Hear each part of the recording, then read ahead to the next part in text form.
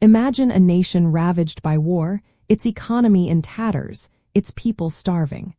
The grand ideals of a revolution are crumbling under the weight of harsh reality. What radical step would you take to save it?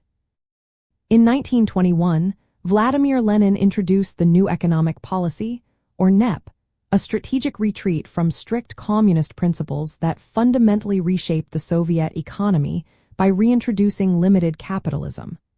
This move was a pragmatic response to a dire crisis, designed to revive a collapsing nation.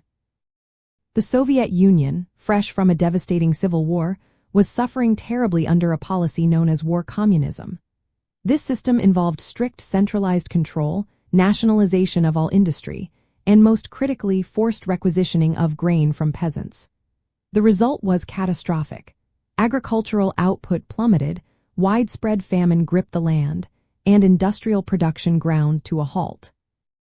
Peasant revolts, such as the Tambov Rebellion, and workers' strikes like the Kronstadt Uprising, signaled the imminent collapse of the Soviet state. Lenin, a shrewd political operator, realized that without immediate and significant economic relief, the Bolshevik regime would fall. The NEP was his solution, an acknowledgement that the transition to socialism could not be rushed through such severe economic hardship. It was a temporary measure to rebuild the economy, gain peasant support, and provide a stable foundation for future socialist development. The NEP fundamentally altered economic life. Most importantly, it ended the dreaded grain requisitioning. Instead, peasants now paid a fixed tax in kind and were free to sell any surplus produce on the open market for profit.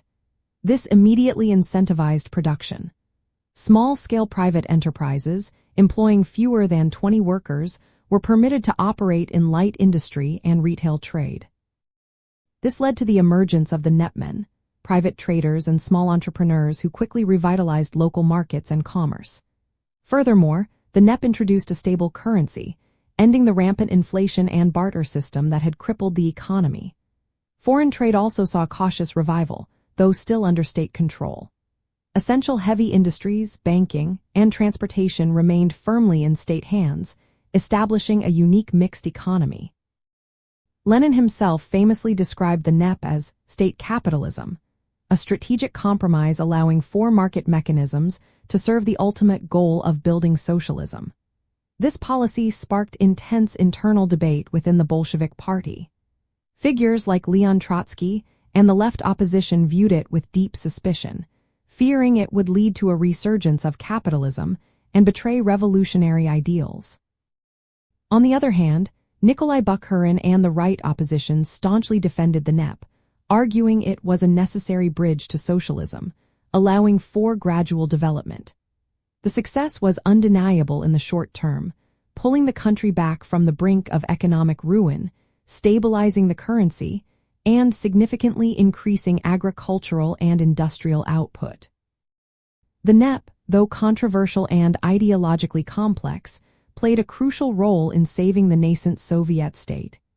It demonstrated Lenin's remarkable pragmatism in the face of crisis, allowing the Soviet economy to breathe and recover after years of war and devastation. By temporarily reintroducing elements of a market economy, it provided a vital period of stability and growth, ultimately setting the stage for future, more radical economic transformations under Stalin, even as it starkly contrasted with the command economy that would eventually define the Soviet Union.